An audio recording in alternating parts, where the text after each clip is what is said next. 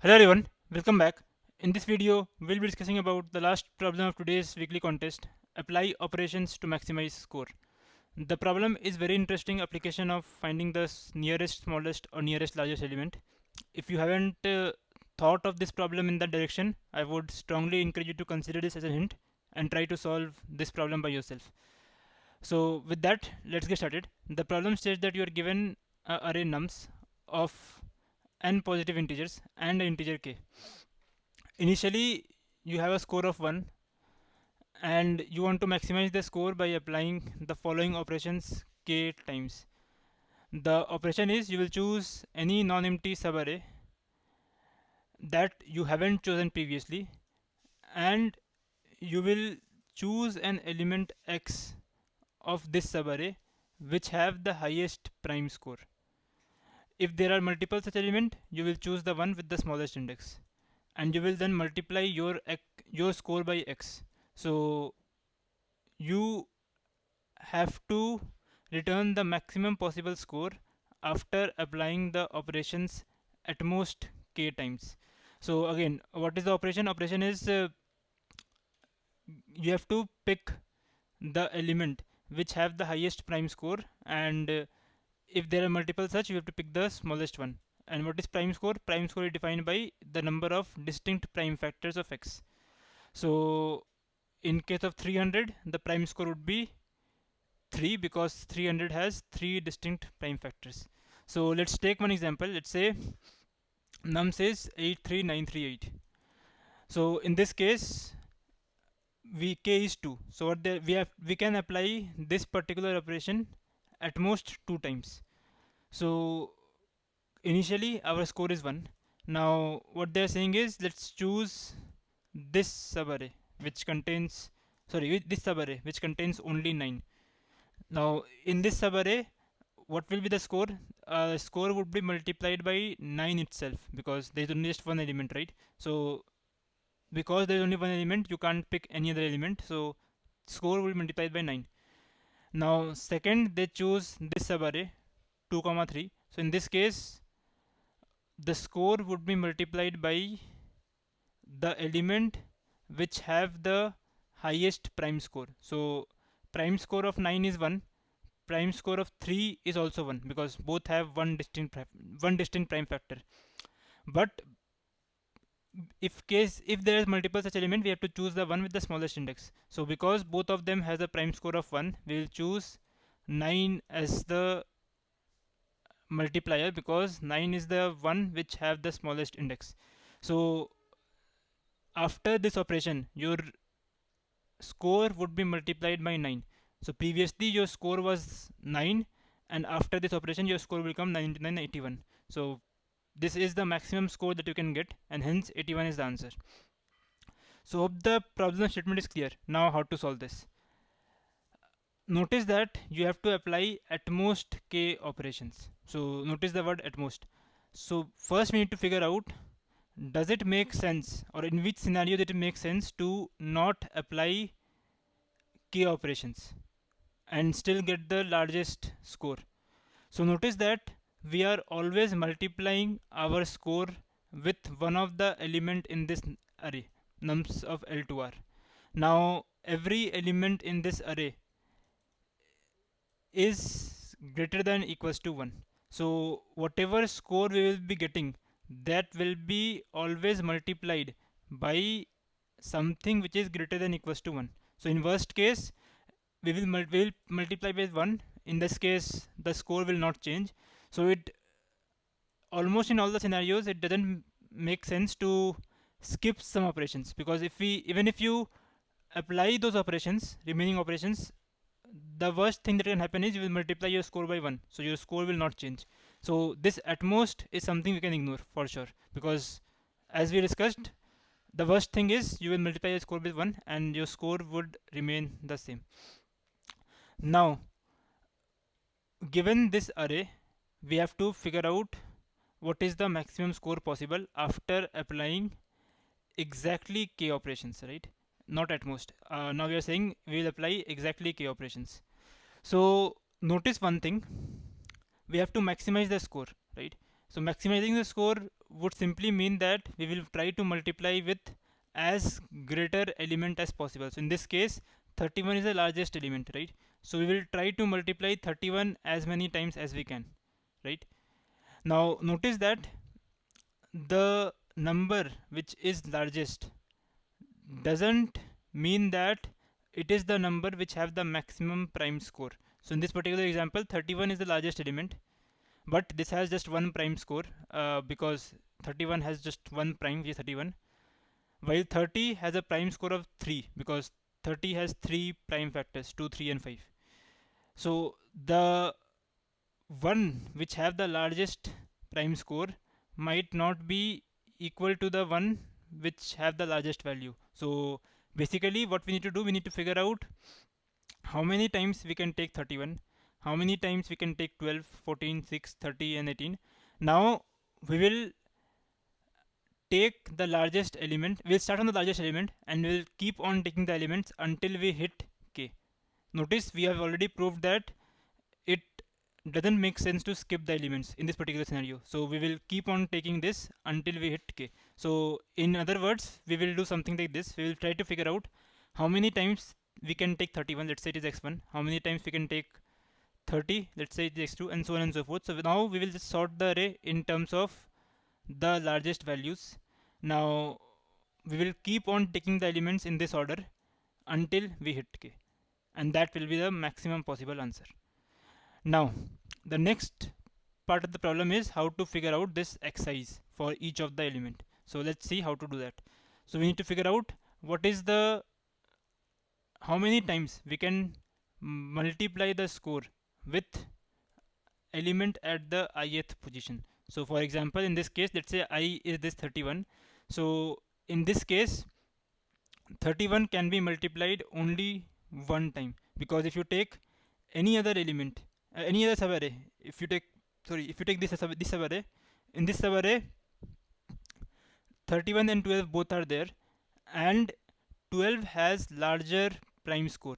So if you take this subarray, you will be multiplying your result by 12, not 31, right? So only subarray in which you can multiply your result by 31 is this, right? Similarly, if you take this element, let's say this is I, so in this case you can multiply your score by 14 in two subarrays. If you take this subarray 2 to 3, and second is if you take this subarray 2 to 2. So these are the only two subarrays in which you will be able to multiply your score by 14. If you take this subarray, in this subarray the score of both 12, the prime score of both 12 and 14 is 2. Now you can't, like if you take this subarray, you will be multiplying your score by 12 instead of 14, because it is given that in case of tie you have to choose the one with the smallest index. So in this particular scenario you will be multiplying your score by 12 rather than 14. So this is what we need to find for each of the indexes. So I would encourage you to pause and try to think yourself for some time. So hope you thought about it. So let's say we need to figure out how many times this element can be present. In this particular scenario we need to figure out how many times this subarray, this element can be part of a subarray. That's the, we have some restrictions, but let's say forget about all the restrictions. We just need to figure out how many subarrays can be there in which this element, this ith element can be a part of. So in this particular example you can see this is one subarray, this is second subarray, third subarray, fourth subarray, and so on and so forth. Basically there are multiple subarrays in which I can be a part of. How to count the exact number? The count would simply be the number of elements in the left multiplied by number of elements in the right. Why? Because if you think about it, your subarray would start, like your subarray should include this, right? So first of all, your subarray can't start at anywhere here. Your subarray should start somewhere before this, right? So starting position of your subarray can be either this or this or this. Now for each of these starting position, where should your subarray end? Your subarray could not end here or here. right? Because if your subarray ends here and starts here, in that case this will be a subarray which will not contain I. So if you want to find out the subarray which contains I, your subarray should end somewhere after I. So these are the four possible choices where your subarray can end. So three choices where your subarray can start, four choices where your subarray can end. So in total there are 12 subarrays which will contain I. So what are those 12? Again, for each starting point you will consider all the ending points. Those will be your subarray for a single starting point. So for a single starting point there are 4 subarray, and similarly if you take all other starting points you will be getting 4 subarray each. So in total there are 12 subarrays. Now all the 12 subarrays will not be a valid subarray, because you know that there will be subarrays which contains I, but I will not be contributed to the score. For example, in this particular case, if you take 12 and 14, 12 and this subarray contains I, but this subarray is not a valid subarray, or in other words, this will not contribute 14 to the answer, because even though 12 and 14 has the same prime score, 12 will be 12's index is smaller, so 12 will be the one which gets multiplied in the score. So we need to now remove these invalid subarrays. So notice that once you take any invalid position, let's say you know that 12 is invalid position. In other words, if you take 12 in your subarray, you are sure that 14 can never be the answer, right? Because both have same prime score and 12th index is smaller. So if you once you take a smaller or an invalid position, you know that none of the position before would be a valid one, right? And same is the case on the right side. Once you take an invalid position, for example, let's say you take 30 in your subarray. So once you take this, you are sure that none of the subarrays which will end at afterwards will be valid, because for all these subarrays both 14 and 30 would be there, and if both 14 and 30 would be there, 14 will never be contributing to your answer. It will be 30 or some other number, right? So because of this, we just need to find out what is the best possible left index, what is the best possible right index. Let's say we find out this is the best possible left and this is the best possible right. Now our result would be I minus L multiplied I minus L plus 1 multiplied by R minus I plus 1. Basically we will just see that there are 3 valid end index and there are 2 valid start index, and we'll just multiply them, and that will be the number of subarray which contains I and are valid, right? So next problem is now, for each index you need to find out the leftmost and the rightmost valid index. So let's start with the leftmost. So for, let's say, for this I, you need to find the leftmost valid index. Now which index, or what is the leftmost valid index for this particular index? The answer is this index itself. Why? Because if you take any other element which have the same score, then because the other element would be on the left side, that element, like that, either that element would be contributing to the result or some other element. It will never be this element, right? So because of this, you will keep on expanding your range until you hit an element which have either the higher score or the equal score, right? So in this particular example, you will keep on going left until you hit a higher or an equal score. So because at index 1 you hit a equal score, you will stop your search here, and you know that if index, like we have already shown that if index, this, let's say this is index j, if the index j is not a valid one, then none of the previous index would be a valid index, and hence we know the maximum possible left index that is good would be the current index itself. So let's take one more example. Let's say for this particular index I, what is the leftmost valid index? So in this case as well, the leftmost valid index would be this index itself. Why? Because you will keep on going left until you hit a greater or a equal element. So in this case, you can see we hit a greater element. So again, all of these things are just the uh, are not the actual array elements. All of these are just the prime score, because that is what will help us determine what is the leftmost and the rightmost thing, right?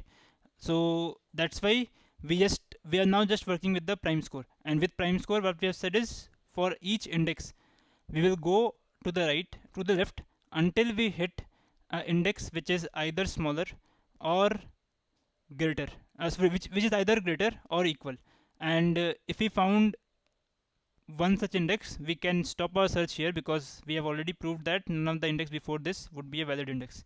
So in this particular case, we hit a equal value, so we stop our search here. In this case, we hit a greater value, so we stopped our search here, and this is the leftmost valid index. Now similarly, for right, what is the case? The case would be very similar. Let's say for this index I, you need to find out the leftmost, the rightmost valid index. So you will go to the right until you hit a greater element.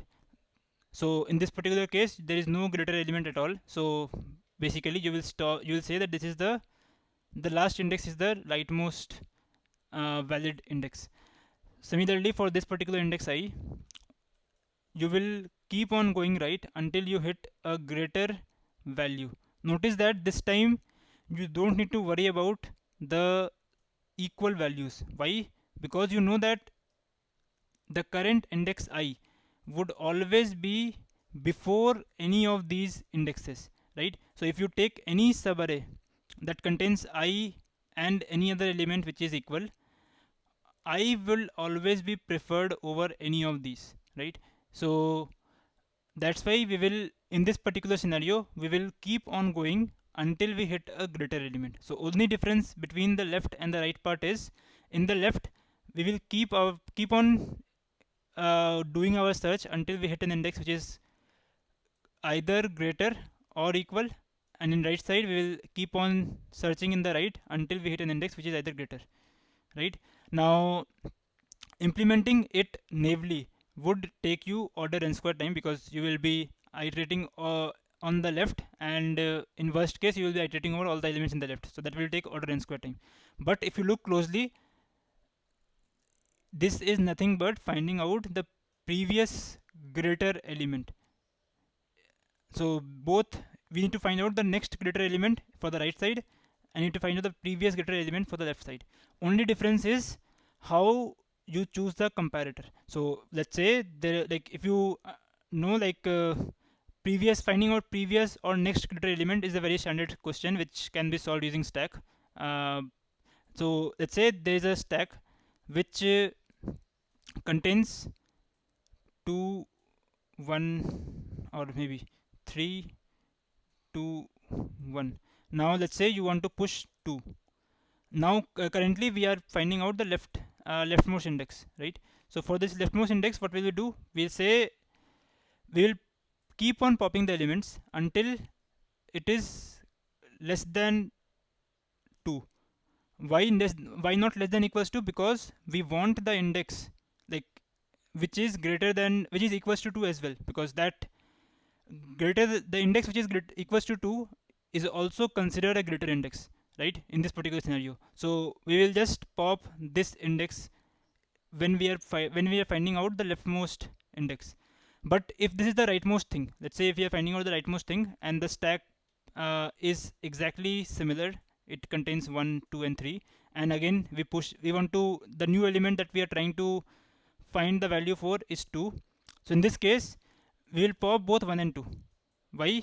Because in this case 2 is considered as the smaller element than the current one. So that's the only difference between the left and the right part. In one case you will, in your condition you will apply only less than in the stack piece, and in second case you will apply less than equals to in the stack base, right? So I would encourage you to try some of the examples by yourself, and also if you don't know how to find the previous greater or the next greater element, you can check out any of the other articles online. It is a very standard problem. Now, once we have done this, we now know what is the leftmost and the rightmost valid index for each of the index I. Now, once we know the leftmost and the rightmost part, we can simply figure out how many times I will be contributing to the answer, right?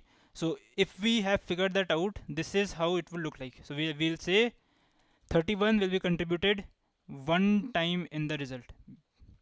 12 will be contributed 6 times. Now why 6 times? If you see, this will be the L for 12 and this will be the R for 12.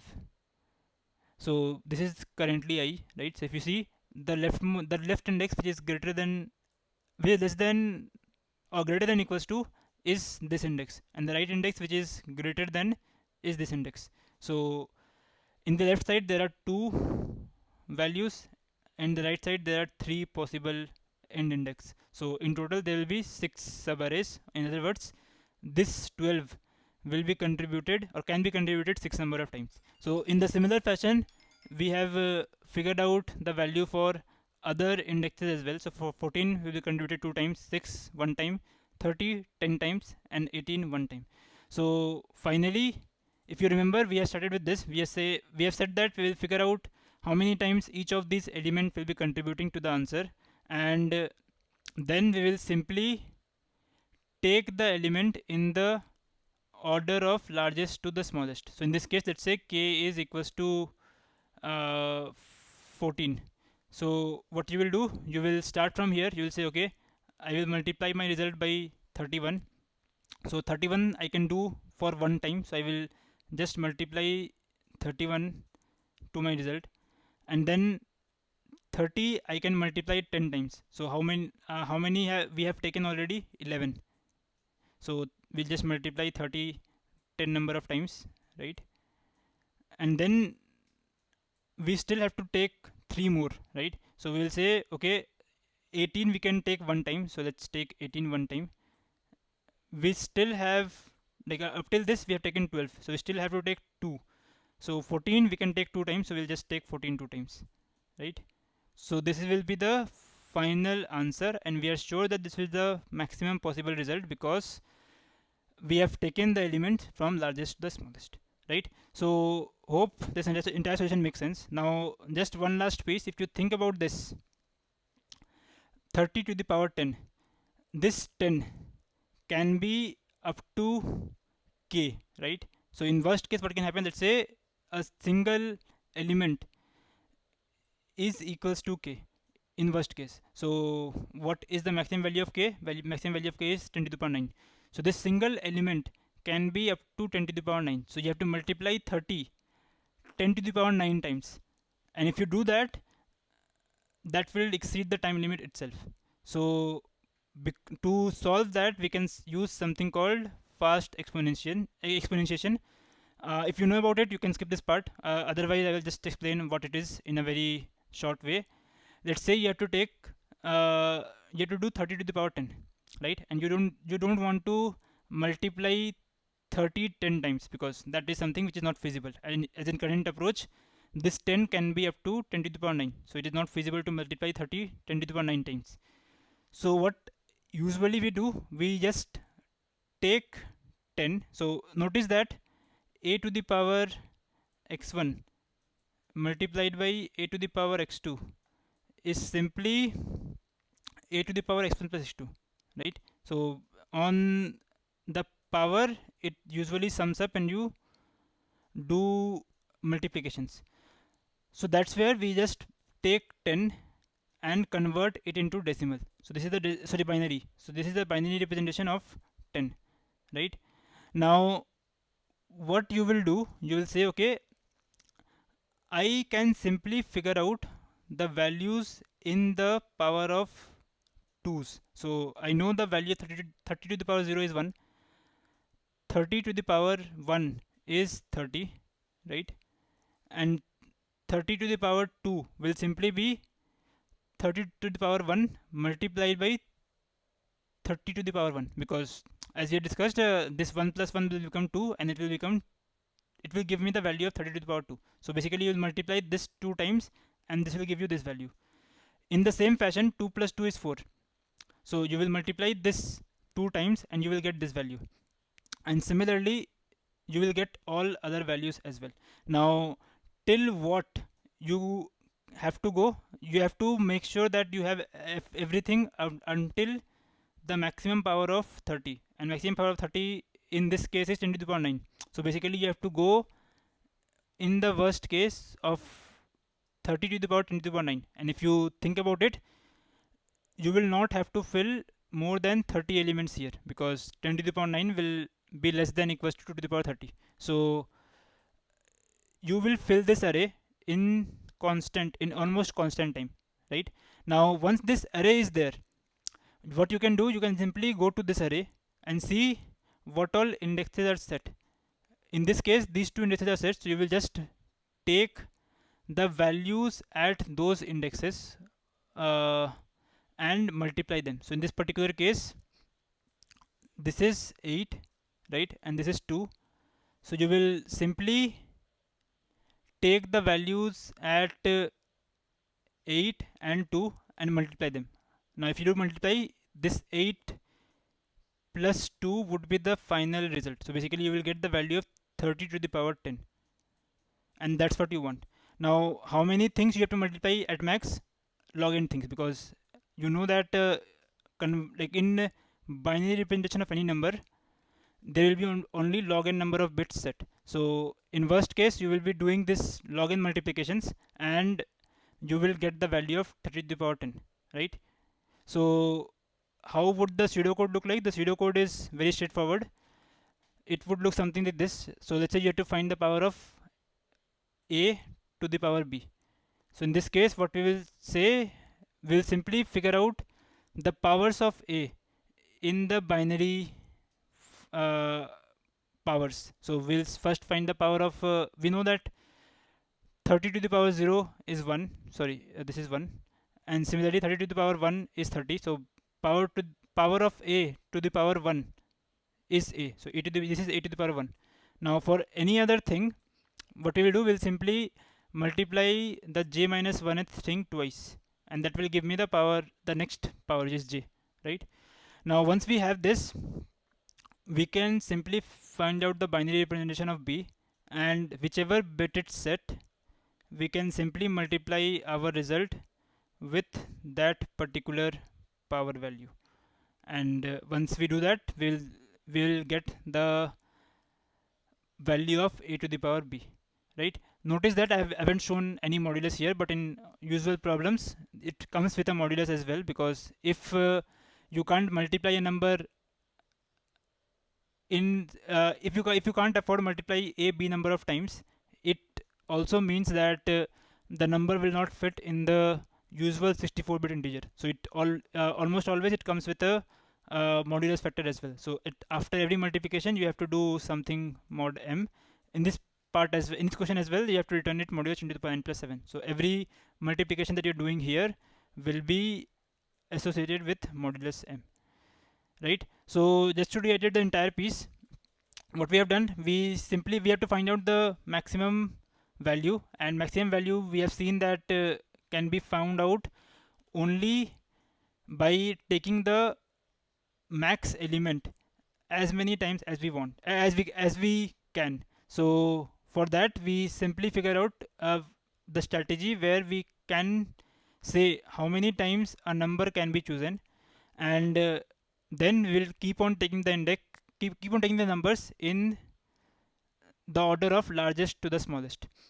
Now for finding out how many times a single number I can be the multiplier in the score, or how many times I can contribute to the result, we figured out how many subarrays are there that contains I and are valid. Now for that, we figured out the leftmost index which is valid and the rightmost index which is valid, and we just do I minus L multiplied by R minus I. Now why this is possible? Because we are sure that if a index j is invalid for any index I, then any index before j would also be invalid, right? And same is true for the right side as well. So that's where we just figure out the smallest L and the largest R that is possible with I, and we just multiply I minus L and R minus I. Now for finding out the smallest L and the largest R, we simply figure out the previous greater and the next greater element in the prime score array. Now finding out previous greater and next greater element, we can simply do using a stack in order and time. The only difference here is, while finding out the previous greater element, we will consider equal elements greater as well, but while finding out the next greater element, we will not will consider that equal element is actually smaller. So the next greater element of 2 would be 3, but while finding out the previous one, the next greater element of 2 would be this 2 itself, right? Now from that we can figure out this value, and from that we can simply keep on taking the indexes until we have until we hit k.